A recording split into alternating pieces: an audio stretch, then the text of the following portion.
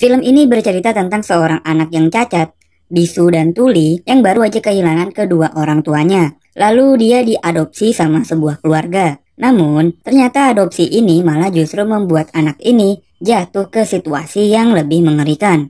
Situasi apakah itu? Langsung aja yuk kita tonton filmnya.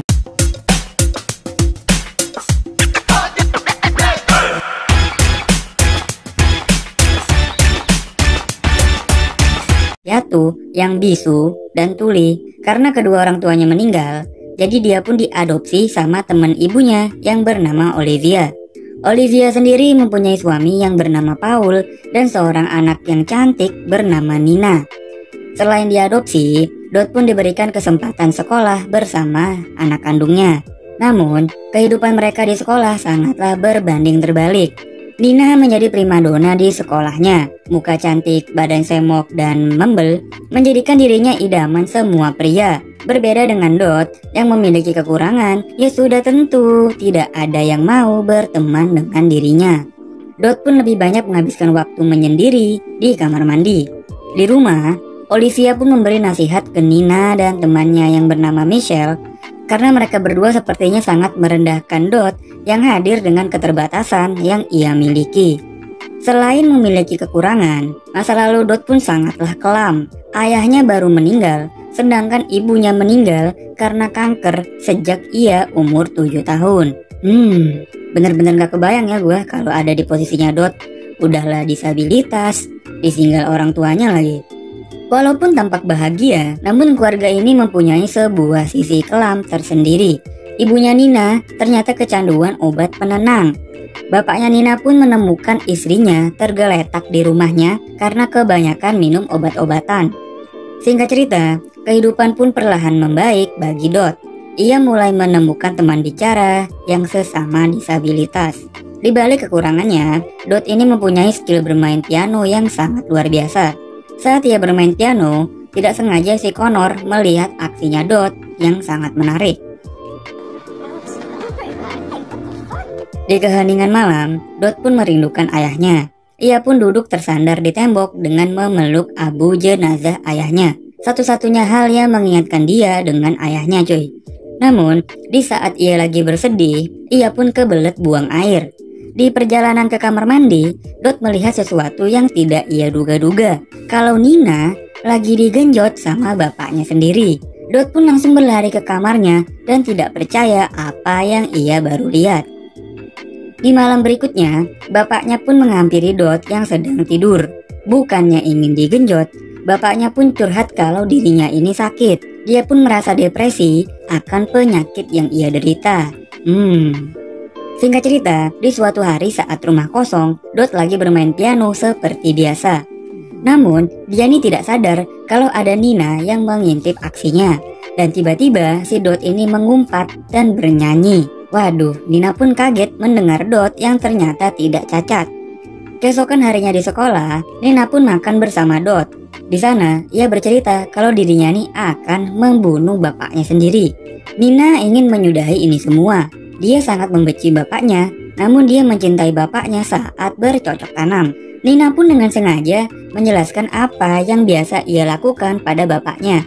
Ya tentu si Dot pun jadi risih mendengar hal ini.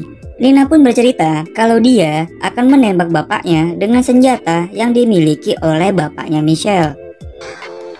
Sepulang sekolah, lagi-lagi si Connor melihat Dot yang lagi asik bermain piano.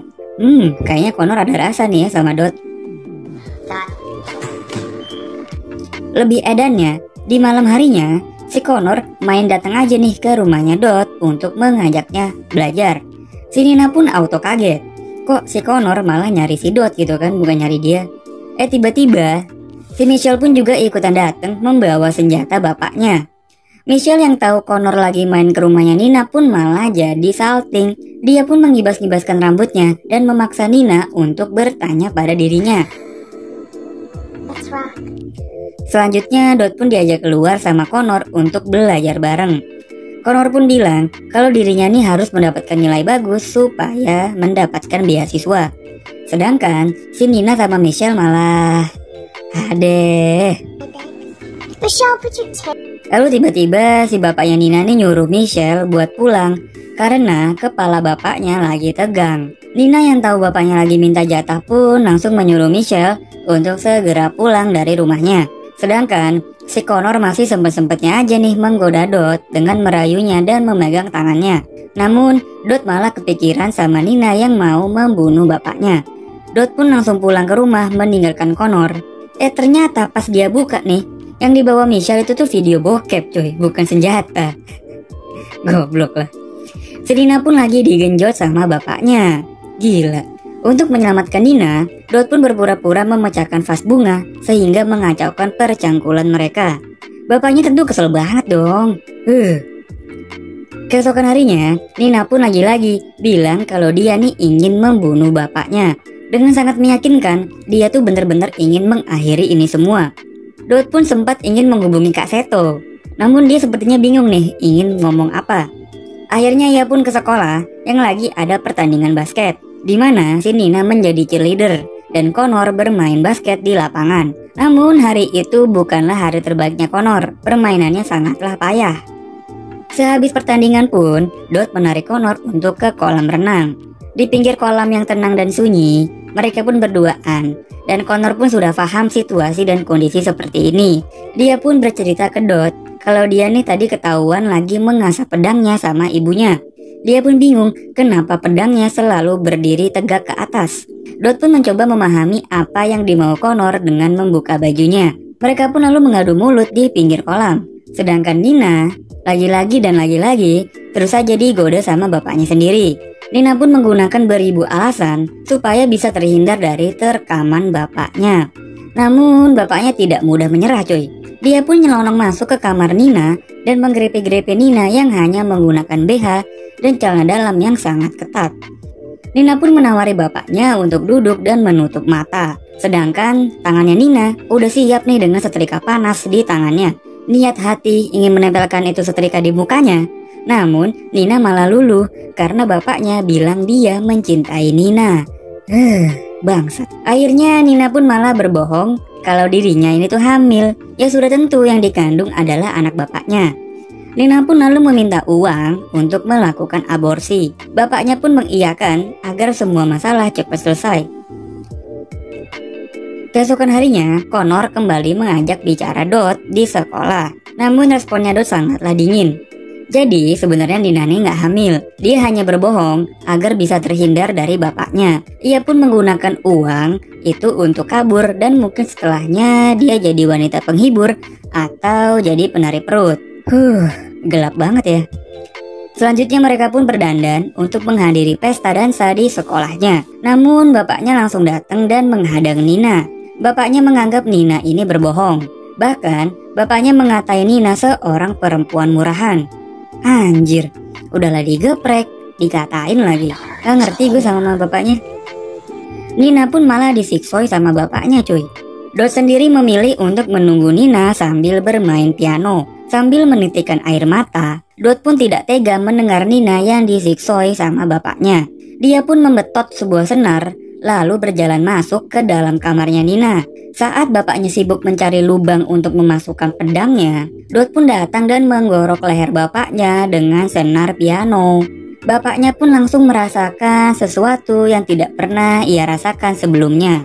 Nina pun kaget setengah mati ngelihat Dot yang seberani itu sama bapaknya. Tiba-tiba datanglah ibunya Nina yang blow on banget sih mukanya.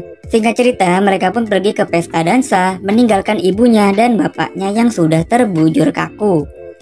Di pesta kali ini, keadaan pun terbalik. Dot berdansa dengan Connor, sedangkan Nina pun terduduk di kamar mandi. Saat asik-asiknya berdansa, akhirnya Dot pun mengungkapkan dirinya yang sebenarnya. Kalau dia ini tuh bisa mendengar dan bisa berbicara. Connor pun kaget melihat hal ini. Dia pun malah pergi meninggalkan Dot sendirian. Aneh ya. Selanjutnya, Dot dan Nina pun pergi dari pesta itu dan menguburkan dasarnya Nina yang terkena muncratan darah bapaknya. Mereka pun mengubur dasarnya Nina di pinggir empang dekat rumahnya. Setelah mengubur dasarnya Nina, mereka pun pulang ke rumah dengan disambut banyak polisi yang menangkap ibunya. Entah dapat ilham dari mana, ibunya malah pasang badan. ibunya mengakui kalau dirinya lah yang membunuh suaminya. Ibunya membunuh suaminya karena dia ini tidak tahan karena perlakuan kasar suaminya. Ya sudah tentu ibunya pun dibungkus ke kantor polisi. Ya, film ini pun berakhir dengan Nina dan Dot tinggal berdua di rumah tanpa ibu yang doyan ngobat dan bapak yang gampang tegang nih kepalanya. Oke, film ini ternyata mempunyai makna yang jauh lebih dalam dari ceritanya ya.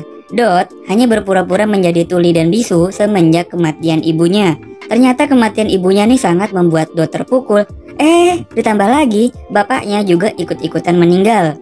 Lengkaplah sudah penderitaannya Dot. Sedangkan Nina korban pelecehan seksual dari bapaknya sendiri. Sepanjang film, dia nih sebenarnya bingung. Dia bingung harus melawan bapaknya. Namun di sisi lain si Nina nih sayang sama bapaknya. Hal ini diperparah dengan ibunya Nina yang tidak bisa berbuat apa-apa. Selama ini ibunya hanya terkesan membiarkan bapaknya menggenjot si Nina. Karena ya ibunya aja kagak bisa ngurus dirinya sendiri, apalagi ngurus anak. Gelap banget ya film ini. Ya gue selalu berharap kalian bisa mendapatkan makna positif dari setiap film yang gue bahas. Makasih ya yang udah nemenin nonton sampai habis. Jangan lupa subscribe dan share juga ke teman-teman kalian. Gue cabut dan bye-bye.